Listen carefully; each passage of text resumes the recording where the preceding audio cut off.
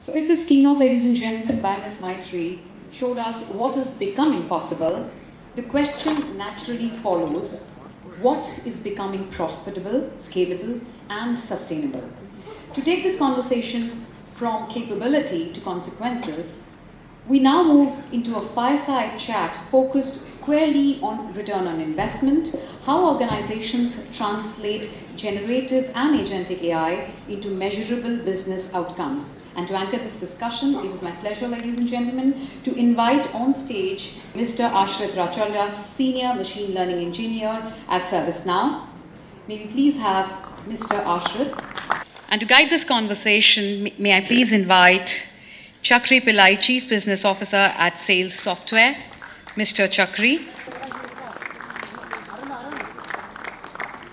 Okay. Welcome, Mr. Chakri. May I also have the pleasure of inviting Mr. Raju Posapati from TCS, another stalwart in the industry. Thank you, Mr. Ram, for joining us. Gentlemen, you can take the seats. The stage is all yours. Thank you so much. I'm Chakri Paila. I'm with Sales Software as the Chief Business Officer. I have some of my colleagues here. We are based out of Vizag, very focused on creating value for clients, and that's one of our mottos. If our clients are successful, then we will become successful. And what we've seen, and I've seen traveling all around the US, is asking questions to clients, what is important? And I'm finding out that as I'm meeting clients, things are changing. And one of the key pieces from the conversation we just had, my 3%, is how AI is moving and how it's moving so fast. And in that context, as a IT company, as an engineer, the question of value is tricky. And we wanted to have a conversation with both of you and ask a few questions around agentic AI. Everyone thinks that it's going to completely take away everybody's jobs. Maybe, maybe not, but automation has been there forever. And we want to see the difference between some of the aspects you see going on. Maybe a personal context. As a parent, I have two kids. One is a 10th standard student, and he browses a lot. And he did not have a mobile phone until 2 years ago. However, I've seen him start using ChatGPT like there's no tomorrow. And for everything, essentially, everything is done through ChatGPT for him. Essentially, learning is what he's in right now. At his age, I can tell he's pretty advanced. I'm hoping it's through ChatGPT because he asks a lot of questions, reasoning. And this happens in enterprise use cases that we see where people would do the jobs and we have the power in our head to decide what's right, what's wrong. But now that's changing. So maybe if you can help us, tell us a little bit about what's happening in the industry from the transition of automation to agentic or AI, that would be helpful. Good morning, everyone. Thanks for this opportunity. We just started our 2026 journey, and when everybody was wishing us 2020 happy new year 2026, in AI front there is a saying that now it is an era that we move away from pilot projects and concentrate about profits. So that is where an entire industry is looking at, just to move away from pilot projects that we were doing using GenAI or agentic AI, and then concentrate about the ROI.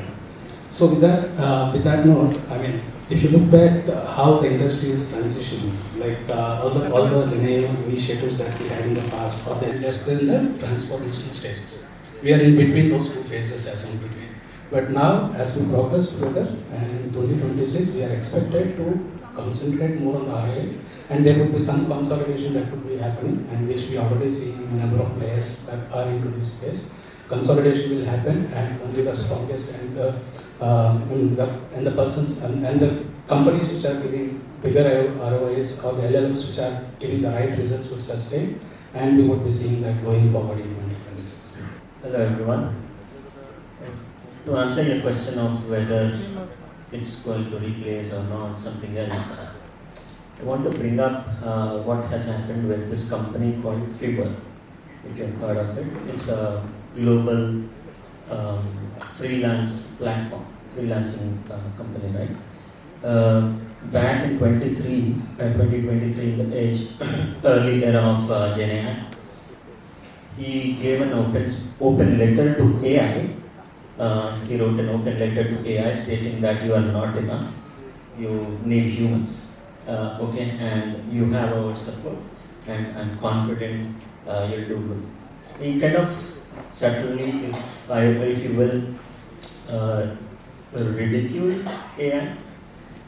Fast forward 25, he openly acknowledged, wrote an email to every single employee of his company, warning about AI. So it is essential that they need to upskill, is what he clearly called out, and they need to come up to speed to the AI, to work with it particularly, to sustain and grow. And hence companies are investing, individuals as well are investing, because this is going to be the future, and it is shaping the work we do, the way we work, like never before. Yeah, and on that note, I see majority. Can I get a raise of hands so I know exactly how many of you are still in school, college? Most of you are. More hands, more hands. I'm going to raise my hand too because I'm learning every day. Now I can see most of us raise hands. And the question actually is, we all have to learn. And as I meet some customers of ours, they're also not sure what AI can mean in a company, in an organization. One client we had has around 1,000 employees in his organization, and he wants to know how can he, for sure, because doing pilots is easy. It's a lab project. Nobody's going to ask me questions if it fails. But when I raise my hand and say, hey, Kavita Garu, I'm going to go make Vizag the best place, and suddenly she would ask me questions. When is the result coming in? That's the challenge. So the ROI aspect of making an investment and then seeing results happen. Two parts to the question. One, if I was a student that's getting ready to go to the workforce, what can I do to maximize my time between now and I graduate? And then two, if I'm a 2 to 3 year old employee working in certain roles, what can I do to upskill myself from an ROI perspective in terms of time? So you can take the student one and then maybe you can talk about it. I'll answer how global companies are doing it at ROI first, and go to how individuals and early stage professionals can upskill themselves and figure out a way and get ROI, right? Deloitte did a survey of about, I think, 1,500 companies just a year end. They published in December. Approximately about 50% of the companies do not expect to see any ROI in terms of dollar value in the next 2 to 4 years. Typically, in any AI, IT legendary technologies, the expected ROI is at between 6 months to 2 years. Now they are willing to invest, make long-term investments rather. They are betting on AI, wanting to wait for 2 and up to 4 years. They know it, they are not going to get any money back, and they are willing to invest long-term. So similarly, I think everyone at individual levels as well should adopt that mindset, because we know this is going to be the future. These companies, the global top companies, are investing on the future, not immediate results. We know the way we work is changing already. Like, think about movies, right? So there is a partnership between not anybody, Arvind, the media company, Okay, I'm not able to recall the name, but yeah, top companies in the world, the movie production houses are partnering with AI companies, for example, right? So it is changing how work is done in every single industry. So yeah, we definitely need to look long term in terms of ROI and figure that way. Just to add up onto it, then the reason why we have to look for a longer term for an ROI is whether it is Gen AI or agentic AI applications, these are not applications as such, these are capabilities. So for a capability to be developed and mature, it requires a lot of prerequisites for it. Just take an example of Gen AI or agentic AI, it's the investments that you are making is not on building the model or finding the model. The underlying investment will be how your data is supporting it. So as an enterprise, if I look at, I cannot just like that bring in a model and experiment with it, do a pilot, and then come out saying that yes, I did something with Gen AI. It is not the case. Once it gets into an enterprise mode or a production type system, and once it has to support the entire ecosystem, then it requires that condiment. The model performance depends upon how good is your data that is supporting you. So, fundamentals of the company will take a lot of time to evolve. So, if you look at how the industries or the enterprises are planning as on today, is we are working on something called as what is the roadmap for 2030.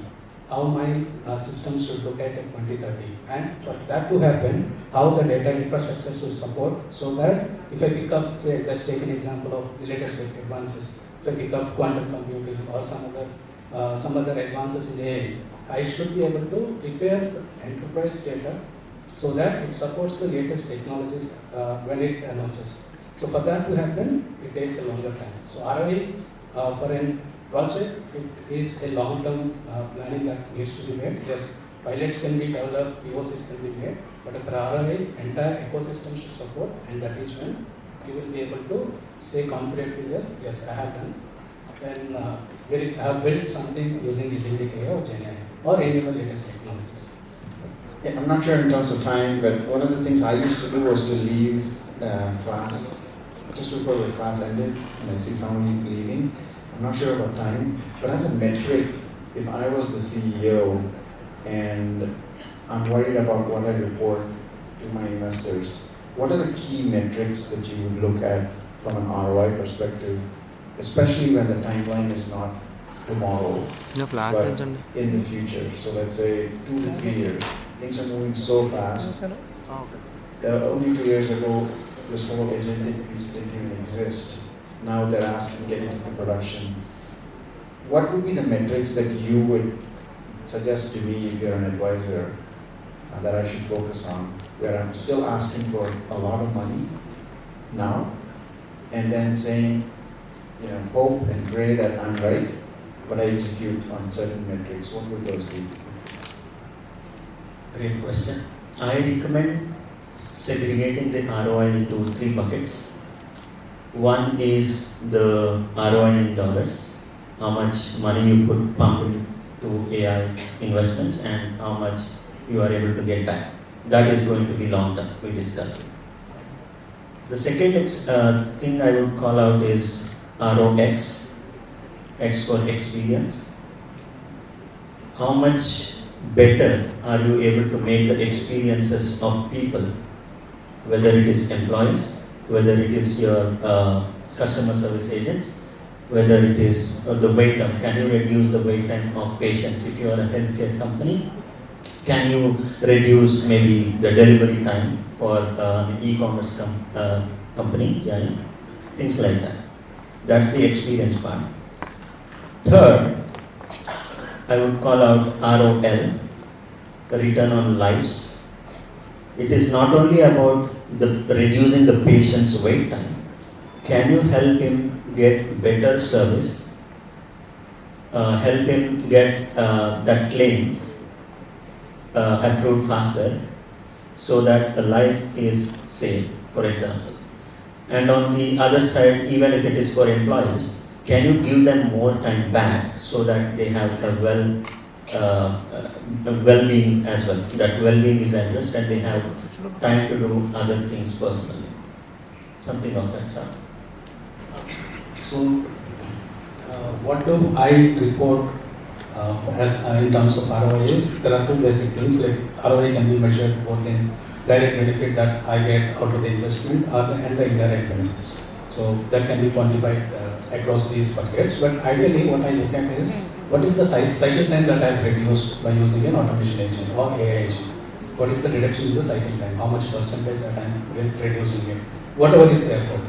And second is, along with the cycle time, the other important factor that needs to be considered is how much percentage of defects or how much percentage of errors I am avoiding using any AI or agentic AI applications. Because at the end of the day, what it matters is I should be able to reduce my enterprise cycle time, whatever it is. For any of the process that I have, the cycle time has to be reduced, and at the same time, the quality has to be increased. So these two parameters stay across any technology that we take up. These two are the key metrics that I probably look at to report to my CEO in case if I am doing it. Okay, I've got 3 more minutes. I would love for folks to ask any questions to the gentleman here that I have your opportunity to ask questions. I'm not sure who will help me with the question being asked.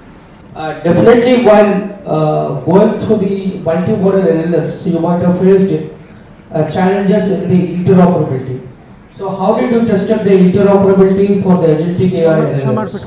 We have standards that would act as connectors, adapters between all of these different types of LLMs.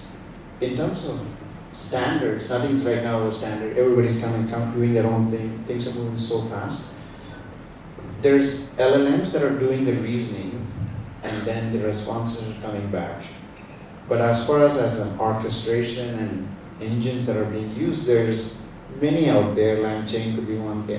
Google's got the agentic development kit, the ADK. If you talk between LLMs, they're fairly close systems, but you want to comment on Llama or anything? Otherwise, we can have a specific conversation on that. Yeah, listen, Maitreyi called out flow engineering, right? We are heading towards, she called it flow engineering. As we transition from pilots to real world projects, live projects, we get into agentic engineering, or as she called flow engineering, and it is going to be a rigorous integration between multiple LLMs, as you called out, and then tools, databases, multiple other things, and be it vector databases, LLMs, everything. So agentic engineering is what we are getting into, and that emphasis. So during this digital transformation phase, right, most of the companies have different processes and they have adapted to different customizations. So while transforming to the customizations to the out of the box and adapting to these new AI agents and new technologies, so what are the key challenges that you have faced in order to tell the customers to move out of the box, and like how did you encourage the customers to get into this? Because most of the customers, if they are focused on ROI now, they're not getting anything because they're just investing and they're not willing to do. So how do you make customers to move to out of the box and adapt to these new technologies now? I think honestly speaking, companies are no more resistant on investing in AI. Everyone wants to invest in AI, even if it is returning long-term investments, because they are investing on future. But there were cases in the past, which I have personally dealt with, where one of our customers, healthcare customers, were reluctant on investing in claims automation related process. What I was able to bring in is, like I called out, return on lives and return on experiences. Bring in those statistics, like how many healthcare providers, the doctors, hospitals were impacted if we were to automate that particular claims process, and similarly, how many patients' lives could be positively impacted, how much wait time can it bring down. things like that. They are not tangible, not measurable in terms of dollars, but they are certainly going to create impact for the patient, for the customers, for the stakeholders, and ultimately for the company as well, for better for everyone. On that note, thank you both. Thank you all for engaging in this conversation. If you have any more questions, we're happy to take them off the stage and answer them for you. I can see one, I can see one more. In the interest of time, I will definitely get to you off the stage. Again, 2026 is going to be a year for us as sales software that will change how we operate and build products. And I'm sure it will be for everybody, all of us in the ecosystem. If you had to answer this with one piece of advice that you'd give all of us, if you had to think about AI, and it doesn't have to be agentic because it can change to something again in 6 months, what would that be and why? Adoption is what we need to embrace. Things are changing very fast. We need to learn continuously, be curious about what's coming out, and invest our time in consistent, continuous upskilling, and that is how we grow as individuals and organizations. And just to add upon to that, there is one challenge that we all are facing, the pace at which the technology is changing. So that is something which is alarming. And one skill that all of us should adopt to is the way that we reskill ourselves, the way that we will be able to relearn something, and that is the skill that we need to take forward in the era of the advancements that we are seeing in the technology. Thank you all, I appreciate it. Big round of applause for Ashwin conducting. Thanks so much, Mr. Ashwin, Mr. Chakri, and Mr. Ram, for a grounded and refreshingly honest conversation. This discussion reinforced a crucial message for AP Digital Technology Summit 24.